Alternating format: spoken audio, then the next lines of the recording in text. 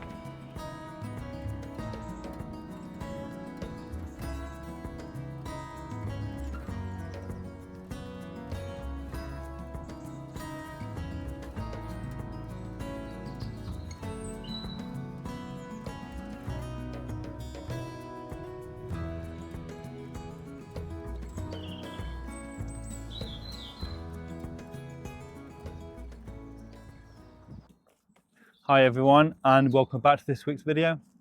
Now it is the end of January and it is almost time to get all your February seeds in the ground or at home ready for this year. Now I'm going to go through some of the things like your hardier vegetables and a lot of your summer or spring flowers that you can start now at home or in your allotment, and some of the things that you are more likely going to see around your plots and at home, and get a real kickstart to this year and hopefully inspire you to give some of these a go, or at least give you some ideas of things you can now start in February. So now is a great time to be sowing your seeds under cover in things like heated polytunnels, in your cold frames, at home on your window ledge, which is what I've done. And by doing this, it means you get a longer growing season. Doing this, it gives your more tender vegetables like your chilies, your tomatoes, your aubergines a better chance of growing, also a better chance of ripening by the end of the summer, especially if you have a heated greenhouse or a heated propagator, or like me at home on a window ledge above a radiator is perfect. And this is what I've done this year, and you get the same results, maybe just a little bit slower. But yeah, still a great way to get those seeds started. Also, for an earlier show of flowers, things like sweet peas, your cosmos can be started at home now, to plant out late in the spring to give you a earlier flowering season, and also an extended flowering season because you'll have the plants for longer. It's just a great way of getting, the best out of your plants. And also, this is a great time of year to be growing or planting your bare root fruit trees, your bare root fruit bushes. This can be a money saver, especially buying them in their root form. You can usually get them cheaper than if you would go to a garden centre and buy a pot version.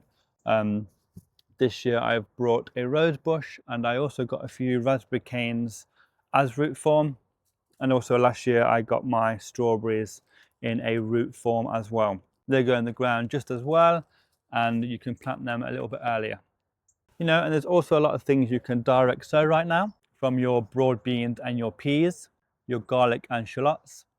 Also things like lettuce, spinach, your salad onions can go in the ground now, and also early brassicas like your Brussels, your broccoli, your cabbage. They can all be sown now directly in the ground. They just may take longer to germinate. You can use things like cloches or some fabric to cover these over, just to give them the extra protection that they might need during February as we are still due frosts until, early May. Another thing as well is your garden centres now will have your potatoes in stock, so get them in, get them chitted, get them in a cool, dark place at home, wait for those sprouts to form, and that's another great way of getting a earlier crop rather than waiting and getting them later on in the year. So let's get on to the things that I am going to be growing this February. Now, one of the first things I'm going to grow is one of my favorites actually, and it is the cosmos. I have grew these at home over the past few years, and last year I did have a few plants given to me on my allotment which just grew absolutely amazing.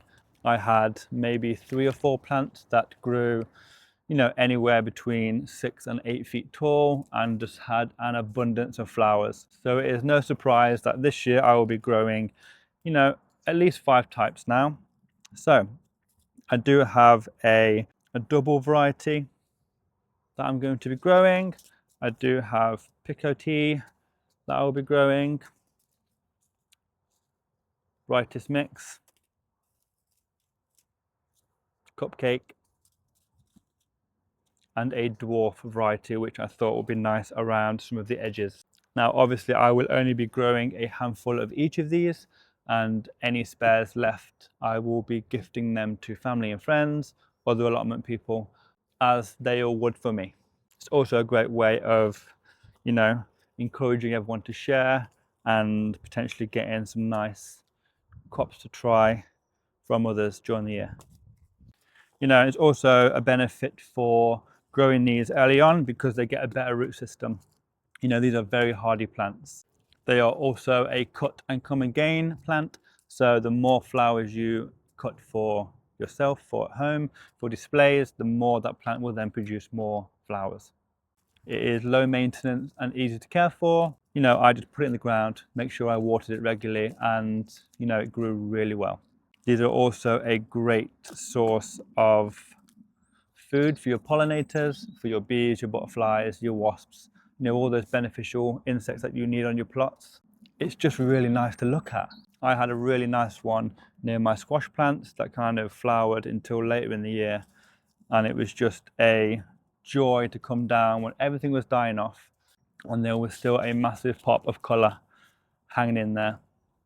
The next thing I will be growing is wild garlic. Now I will just be putting this under my trees. This takes a few years to really grow and spread and acclimatize to the area. I think it's going to be one that I'm going to enjoy. You can eat this entire plant, and I think it's just going to be a great addition to the plot.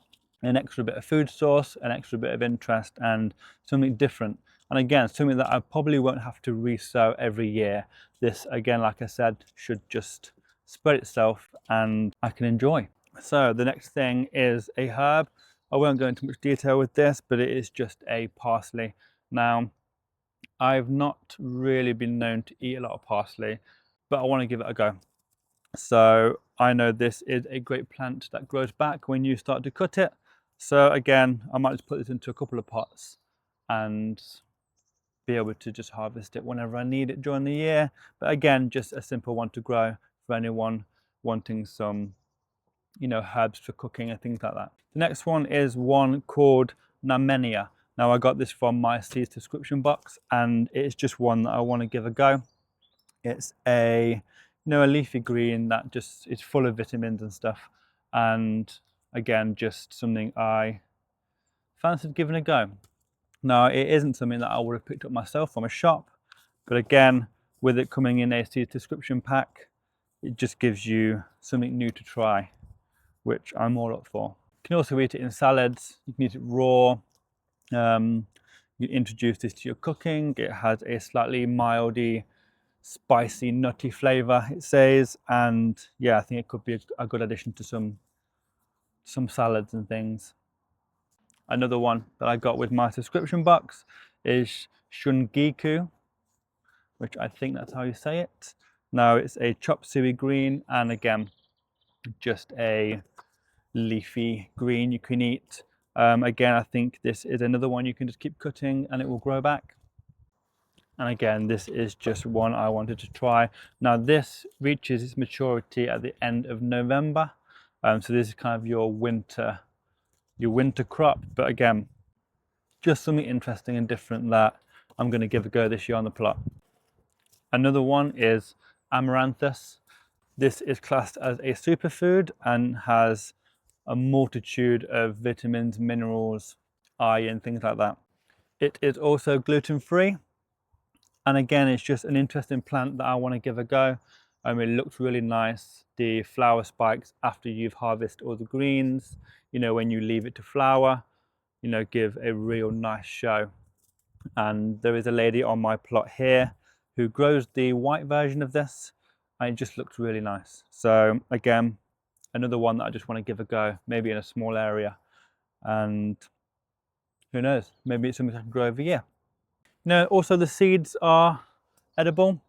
You can boil the seeds, you can actually pop them like popcorn, or just boiled into things like porridge and things like that. So again, just a lot of uses for this, and I think I'm going to give it a real good go this year. Next one, carrots, obviously.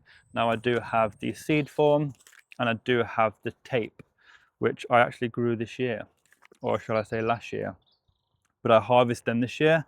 And again, just really simple. It comes in this, tape, which you can, put under the ground, dig over, put into pots, baskets, anything deep enough to hold a carrot. I will be doing mine again this year in my potato sacks because I had a really good success rate in there. Again, just carrots, but one that I think everyone's going to be growing anyway. I've got a couple of varieties here, and I have a few that I'm going to grow directly in the ground later in the year. Some of the bigger varieties, I think. So yeah, carrots. Another thing that I'm going to be attempting this year, as it failed last year, is artichokes. And now I have the Violet de Provence, which is the purple ones, and I also have just the green variety as well. I have one in a pot that my mum gave me that looks fine. The frost has battered it, but I believe that grows back. So fingers crossed this year it's going to do well. But I will be doing these at home. Again, these will be going into seed trays very soon, in a window ledge, because I think they need a bit of heat to germinate, and then I will harden them off slowly in my cold frame before bringing them outside. And I will bring them outside in late April, mid to early May. But again, with us having frost until early May, I may keep these inside just until after the risk of that is gone. I don't want them to die. So yeah, I think I will give them a bit longer inside. Next one is parsnip. Now, I didn't grow this last year. I do believe I was given some by a plot neighbour, but they didn't really do anything. So this is one that I want to give a go. I did get one that was apparently a high yielding variety, and these grow quite large. These are hollow crown. So again, I will put these into one of my more prepared beds, and yeah, fingers crossed we'll get some parsnips. So other than those and my peas, my broad beans, that's pretty much it for February for me. I'm not going to be putting anything else in the ground, vegetable wise. Most things are going to be at home, or just a few things that I'm going to start, like my carrots. But yeah, so now onto the flowers. Now, a lot of people on allotments don't grow flowers. I like to mix up my beds with both flowers and vegetables. I have a very kind of sporadic way of gardening. If I find a video or pictures, I will show you, but I like to intermix a lot of my things, and it looks more wild, but for me, that's my way of growing and that's what I enjoy. I know a lot of people like their beds to be very organized and regimented, and in a way, I do. I like my beds to be tidy, neat, but again, I have a lot going on. I like a lot of things growing in a lot of places, not necessarily where they're meant to be, but again, it's all about practice and learning, and that's just the way I like it. So for the flowers, you know, I do have 4 types of Rudbeckia. Now, this is something that I've wanted to grow for a long time. You can get some really nice looking flowers. You know, these are great for your pollinators. They look nice. And again, you can get some taller ones, some shorter ones. And, you know, with the boundaries of my plot, I have a lot of space where I want to put a lot of flowers, you know, for me to enjoy, for others to enjoy. So yeah, so I have rustic dwarfs. I have another rustic dwarf, but it's a mixed one. I have cappuccino, and I have Aries, which I thought was quite nice. So again, these are going to be started in module trays at home, possibly in my polytunnel, I think. You know, some of these will do well because I believe it does say that you can plant them outdoors in April. So yeah, I might start them off now, a few of each in a module tray, and we'll see if we can get some of these to really kick off. And I think these are pretty easy to grow. They are deer resistant, so anyone with allotments with a deer problem, again, they should be fine. They are drought tolerant and quite disease resistant, so again, just another great one, I think, to give a go. So Gazania is the next one. Now this year I brought a couple plants for my pond. They grow well, they're very small, but they're just beautiful flowers. They add a lot of interest, and I do want to give this a go this year, you know, spread these around, give these to friends and family. They are a hardy perennial, and yeah, you can start them anywhere from now until April. I have Gomfrina, I think that's how you say it. Again, this looks a bit like clover to me, but it's a globe amaranth. This is just a heat-loving plant. Again, it should do well in the hotter months of the year. Yeah, just another interesting one that I want to give a go, and it just looks really nice. Now this one is Tilotus. I'm not sure if that's how I say it, but again, another really interesting looking flower. I believe this is used for cut flower arrangements, and again, one you can enjoy at home and at the allotment. Yeah, perfect for pots. So I might find a nice pot or two for this, and I can just locate them around the plot. But yeah, just interesting and something that I thought might look nice around my pond. Another weird looking one is Ratibida. Again, this reminds me of some sort of, you know, Spanish dancer. Very interesting, very uncommon, and again, just an easy to grow one, I think.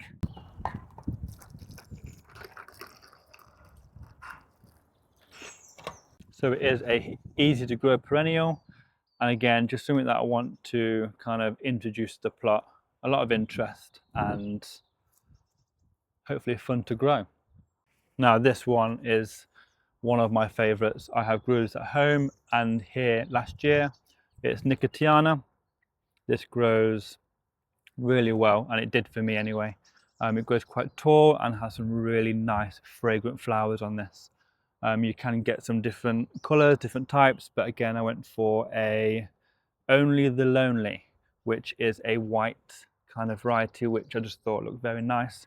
And again, pots and maybe around my pond. Yeah, it's be a nice one to try this year. So, straw flowers. Now, these are the ones you get in kind of bouquets and, you know, home arrangements, flower arrangements and things. These are really fun. They have a very kind of tracing paper sort of texture. They dry really well and they keep their color. So again, great for, you know, flower arranging if you do that sort of thing, you know, to take home, put in vases and things. But yeah, again, just another fun one that I wanted to give a go. Have a few little patches around the plot and yeah, add a bit of colour. And another one is Heuchera.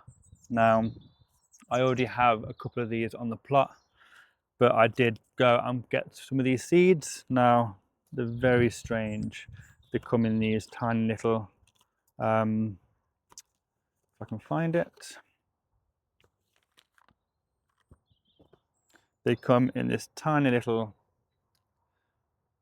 like tube, and you don't get very many. There's probably about 10 in there. So I will give these a go, get these grown, and again, these are just things that grow back every year. They have a really nice flower spike that kind of juts out from the middle, and just a lot of interest, a lot of ground cover, you know, a lot of weed suppression, especially in some of the flower beds that I want to keep, you know, kind of maintained, but also looking wild and natural.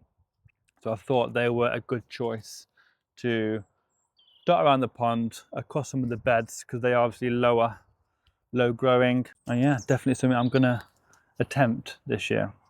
So I hope you enjoyed today's video. Again, a great month to start growing all of these things early at home, and again, a lot of things to be doing at the plot to keep you busy. So I hope you're having a great week, and don't forget to like and subscribe to my channel, press that little notification bell, and if you would like to hype my video, I would appreciate it. So for now, I will see you in the next one.